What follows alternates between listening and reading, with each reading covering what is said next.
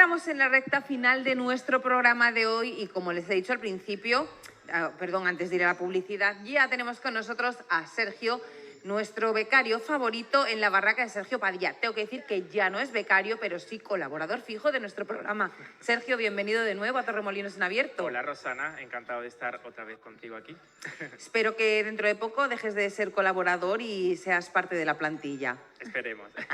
Bueno, mientras tanto, aquí tienes tu sección, Sergio, y estamos a punto de vivir el Pride en Torremolinos. Nos queda, nada, escasamente 2 semanitas. Y hoy vamos a hablar pues del colectivo LGTBI, de un amor, pues como un amor de película muy envidiado y que tuvo un final trágico. Vamos a hablar nada más y nada menos de Antino y Adriano, el emperador Adriano. Exacto. ¿No, Sergio? Y precisamente, Rosana, que hoy, 17 de mayo, es el Día Internacional contra la Homofobia, Transfobia y Bifobia, así que es un tema que nos viene estupendo. Y exacto, la historia del emperador Adriano y Antino, que es dediqué un reportaje, un podcast. Que es el más escuchado de los tuyos. Y al que más cariño le tengo. Y nada, quiero contaros un poco sobre qué va esta historia. El podcast, 1.500 reproducciones. Y hoy aquí vas a tener más de 30.000 visualizaciones, Sergio. O más. Espero. Bueno, todos sabemos, bueno, pues que en la época griega y en la época romana la homosexualidad estaba vista normalmente. Es que no sé cuándo se transformó esto en una persecución rauda y veloz contra el colectivo LGTBI. Vamos a hablar de una historia de amor muy bonita por un lado, pero con un final muy triste por el otro. Exacto. Adriano, emperador romano, uno de los únicos, junto a Trajano, nacidos en la península ibérica, en Itálica, en Sevilla, se enamoró de un joven, el joven Antino de Bitinia, y tuvieron una historia preciosa. Él acompañaba siempre a Adriano, el joven Antino, y llegaron a constituir una historia sin precedentes, porque, vale, como hemos dicho antes, la bisexualidad o la homosexualidad estaba bien vista, era parte de la cultura, pero... O sea, no es que estuviera bien vista, es que era normal. Exacto, no había un término para diferenciar. De hecho, después, cuando adelantemos un poco, quiero leerte una cita muy bonita sobre esto del término homosexual, bisexual, que nos definen, ¿no? Y entonces lo increíble fue cómo de descaro nos tuvo este emperador tan importante, uno de los mejores emperadores que ha tenido el Imperio Romano. Gracias a él el imperio se encontró en máximo esplendor en el siglo I después de Cristo. Y cómo él tuvo ese descaro de vivirlo, ¿no? Él tenía a su esposa, pero él vivió como si Antino fuera su esposo. Entonces eso es sin precedentes. ¿Dónde vivieron esa historia de amor? ¿Dónde se conocieron? ¿Fue aquí en Sevilla? ¿Fue en Italia? Bueno, Adriano nació en Sevilla, pero hay que decir que se fue a Italia a su formación y demás. Y lo curioso, una muy buena pregunta, porque Adriano se le conoce por ser el emperador que más ha viajado por todo su imperio, por eso consiguió tanto, ¿no? Porque él iba personalmente viajando a todos estos sitios que conquistaba. Y precisamente Antino le acompañaba en todo momento a Adriano, algo también que era inaudito, porque la emperatriz Sabina, que era su mujer, nunca la acompañaba y él sí. Qué pena que no me pusieran a mí, Adriana, para dedicarme a viajar por el mundo. ¿Cómo conociste esta historia, Sergio? Pues yo conocí esta historia porque leí el libro Memorias de Adriano, de Marguerite Yourcenar, que es una mujer también revolucionaria, lesbiana, y durante la primera mitad del siglo XX hizo cosas increíbles. ¿Por qué? Porque no tuvo miedo a mostrarse como era ella, en su sexualidad, y fue revolucionaria también porque fue pionera, ¿no? Era francesa y fue la primera mujer literaria en ser aceptada en la Academia, ¿no?, de las Letras de Francia. Y siempre, ¿no?, manteniendo vivo esta esperanza que tenía ella en recuperar, ¿no?, todo lo que supone, ¿no?, la antigüedad clásica y todo lo que tenía que ver con el tema homoerótico. Siempre ella fue su objetivo, ¿no?, recuperar todo lo que tenía que ver con este tema tan simbólico, ¿no?, y más para ella, que era del colectivo, y vivió sin miedo, como vivió Adriano 2000 años antes, a que la tacharan de lo que fuera. De hecho, ella tenía una pareja, una novia, y se fue con ella durante la Segunda Guerra Mundial, se refugió de Francia, se fue a Estados Unidos y allí vivió su historia de amor también como algo normal, sin miedo, ¿no? Fue revolucionaria en eso. Ahora hablaremos de esa recuperación que hizo Marguerite, pero vamos a seguir conociendo la historia del emperador Adriano y Antino. vivieron una historia de amor bueno, pues tan bonita que el emperador quiso convertir a Antino en un dios, o lo convirtió. Lo convirtió. Es algo inaudito. Porque no me convierte a mí nadie en una diosa, por Dios. Bueno, espero que no te pase igual que Antino, el pobre Antino. No. Adriano convirtió en diosa a Antino cuando, después de vivir esa historia tan bonita, ¿no? Como te he dicho, acompañando al emperador durante toda su conquista, durante todas sus campañas militares, en un viaje que hizo hacia Egipto, en un crucero, en un viaje por el Nilo, el joven muere, Antino muere, fue encontrado muerto, no se sabe si por muerte natural o por alguna conspiración. Uy, es que en esa época conspiraba todo el mundo. Exacto, y más en Egipto. De hecho, hay otro libro increíble que es La coartada de Antino, de Manuel Francisco Reina, que si Memorias de Adriano cuenta la versión de Adriano, La coartada de Antino de Manuel Francisco Reina cuenta la versión La coartada de Antino. Entonces ahí se deja entrever un poquito de envidias y demás, y recomiendo este libro porque es increíble. ¿Por qué le tenían envidia a Antino? Imagínate. O por lo joven que era, por el amor que profesaban que todo el mundo veía, ¿por qué? Por lo joven, por cómo trataba a Adriano, un emperador del mundo en aquel momento.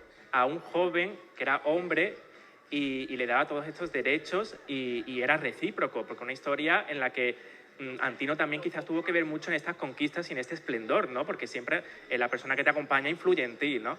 Resulta que al final muere en el Nilo y Adriano se quedó desolado. Ese mismo día que fue encontrado Antino en el Nilo, en ese punto de Egipto, Adriano levantó una ciudad, fundó una ciudad que era la ciudad de Antinópolis, en su honor. Algo inaudito que ocurrió también después de su muerte es que Adriano acuñó monedas con la cara de Antino. Eso nunca había pasado y nunca volvió a pasar, porque en la moneda siempre aparecía el emperador romano, o en todo caso la emperatriz. Pero no, él puso a Antino, a su joven amado. Se erigieron muchísimos monumentos, se creó bastantes campañas para adorarlo como Dios. Como murió en el Nilo, como Osiris, se le representa también a Antino. ¿Pero cómo murió? ¿Ahogado? ¿Nos lo has dicho? Apareció muerto. Apareció muerto, sí, sin más, no saben, no le hicieron la autopsia. No quiero hacer spoiler del libro de Manuel Francisco pero Reina. ¿qué lo dicen?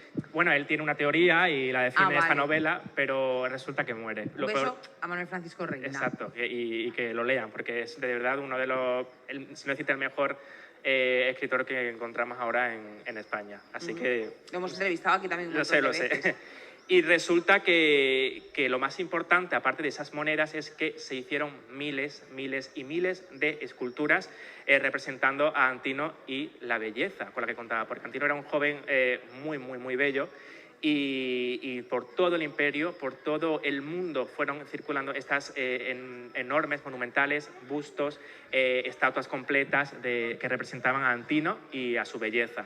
¿Pero era tan bello como tú o menos? Bueno, la estatua es un poco de mármol y es un poco más morena, habría que imaginarlo, pero es cierto que hace muchas reconstrucciones de cómo era Antino y la verdad es que era muy bello. No... Que reconstrucciones, por cierto, que no sé si podemos ver, hablando ahora sí de ese legado, esa investigación que hizo Margarita Yucelar, Yucenar, sí, un nombre. Que nos lleva al Museo del Prado, en Madrid. Exacto, como te he dicho, Rosana, el mundo se llenó de estatuas de Antino.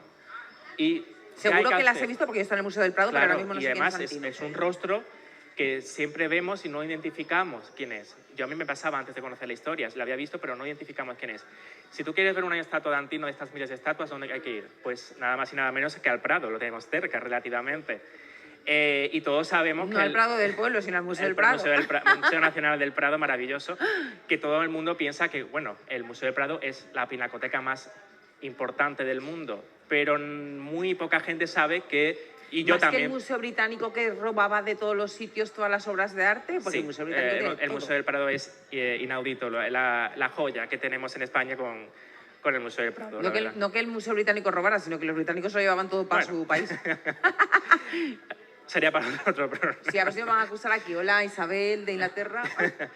Pues la pinacoteca más importante del mundo, el Museo del Prado, cuenta con una colección escultórica también muy importante en la que encontramos bustos de Antino bustos renacentistas, pero bustos también del siglo I. De hecho, en una sala de esta exposición escultórica encontramos a un busto de Antino junto a un busto de Adriano, puestos como si fueran pareja, porque fueron pareja. Y resulta que este busto que encontramos en esta sala se cree que es el rostro más bello que se realizó en su momento de Antino, teniendo en cuenta todo lo que hay en el Vaticano. El Vaticano es el lugar donde más escultura de Antino precisamente hay, que es curioso, ¿no?, que sea el Vaticano que lo tiene. Pero tenemos estos dos bustos, tenemos de Adriano muchos más bustos y de Antino hay también muchas esculturas, y todo gracias a esta colección escultórica que fue la colección privada de la gran Cristina de Suecia, que gracias a ella es a quien le debemos estas esculturas, ¿no? ¿Y quién era Cristina de Suecia? Pues hoy que estábamos hablando de tanto pionero LGTBI, Cristina de Suecia fue otra pionera, otra revolucionaria LGTBI ya en el siglo XVII. Pero es una noble, ¿no? Porque Cristina claro, de Suecia la reina de Suecia. A Juan Carlos. Exacto, no, a Juan Carlos fue no. la reina de Suecia, y que era una mujer revolucionaria en aquel tiempo porque era una apasionada de la literatura, era una apasionada del arte y una apasionada de todo lo que tenía que ver con la historia y nuestro pasado, sobre todo clásico. Ella, en su colección privada, reunió un sinfín de esculturas de Adriano y de Antino, y cuando llegaron a España los Borbones, con Felipe V... Pregunta del otro día del Cazador, sí, por cierto. por eso me la has apuntado muy bien, Felipe ¿Quién fue V. el primer rey Borbón de España? Felipe V. Pues fue Felipe V, y con los Austrias se centraron siempre en los cuadros, en las pinacotecas y demás para exponerlas en el Prado, pero los Borbones se centraron en las esculturas y ellos trajeron esta maravillosa colección de Cristina de Suecia. Acabo de tener una reflexión de estas a mí, bombilla inspiradora encendida. Si Felipe V fue el primer rey de España y estamos con Felipe VI, ¿puede ser que sea el último rey de España? Pregunta del Cazador. Habrá que esperar un poco, esperemos. Bueno, Sergio, tú que eres jovencito, ¿qué ha supuesto para ti conocer personalidades como Cristina de Suecia o como Margarita Yourcenar? Pues a mí me ha supuesto, Rosana, que nosotros leemos esas historias, por ejemplo, de Adriano o de Antino, que fueron revolucionarios sin saberlo, o que sus hechos hicieron marcar un antes y un después en la historia. Y eso es lo gordo, ¿no? Es lo grande, es lo que brilla. Pero, sin embargo, miles de años después, personas como Margarita Yourcenar o como Cristina de Suecia se empeñaron en recuperar todo este pasado, exponerlo para que la gente sepa lo que ocurrió y para que todos, sobre todo en el ambiente LGTBI, conozcamos que la historia siempre ha estado impregnada de historias LGTBI importantes que nos marcaron y que nos seguirán marcando. Y fueron Margarita Yourcenar, por ejemplo, con esa memoria de Adriano, alguien tan importante que siguió preservando para que esto se conociera. Entonces, historias de antes, pero historias de ahora que siguen reforzando aquella monumentabilidad que supuso para el mundo. Y, por cierto, hablando de esta historia del emperador Adriano y Antino, volviendo a Roma, ayer publicaste un vídeo de la época romana, ¿no, Sergio? Sí. En la barraca de Sergio, en su canal de YouTube, la barraca de Sergio Padilla. Pues sí, yo es que estoy ahí con Roma siempre. Ayer publiqué un reportaje, pero esta vez me centré en Baelo Claudia, se llama Baelo Claudia, entre el mar y la tierra. Y nada, te he estado viendo estos días viendo las historias. Cuento la historia de esta importante ciudad y lo que supuso, ¿no?, entre el mar y la tierra, porque fue el puerto más importante de la península. Pues ya saben, si quieren conocer la historia de Baelo Claudia, para nosotros la playa de Bolonia, que seguro que a lo mejor la gente no se ha dado cuenta que están allí las ruinas, o que no saben que esas ruinas son las de Baelo Claudia, pero posiblemente se hayan estado en la playa de Bolonia, en Tarifa. La historia se la cuenta Sergio Padilla en la barraca de Sergio Padilla en su canal de YouTube. Sergio, nos vemos dentro de 3 semanitas, ¿te parece? Vale, perfecto.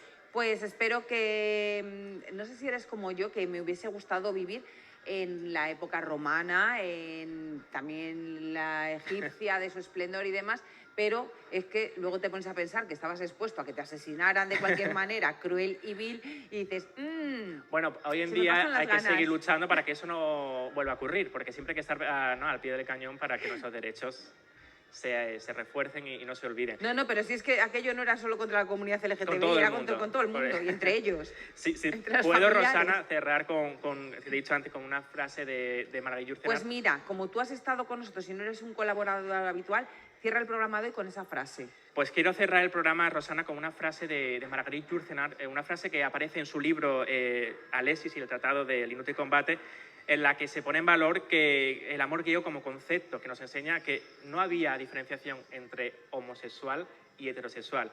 Y es la siguiente: ¿cómo puede un término científico explicar una vida? ¿Cómo puede? Pues no lo sé. Pero lo que sí pueden es todos ustedes estar mañana al otro lado de nuestras cámaras. Sergio, un placer haberte gracias, tenido Rosana. aquí de nuevo con nosotros con esas historias tan interesantes que siempre nos cuentas. Y nosotros nos despedimos de todos ustedes hasta mañana a las 3:30 en Torremolinos en abierto. Hasta entonces, que disfruten.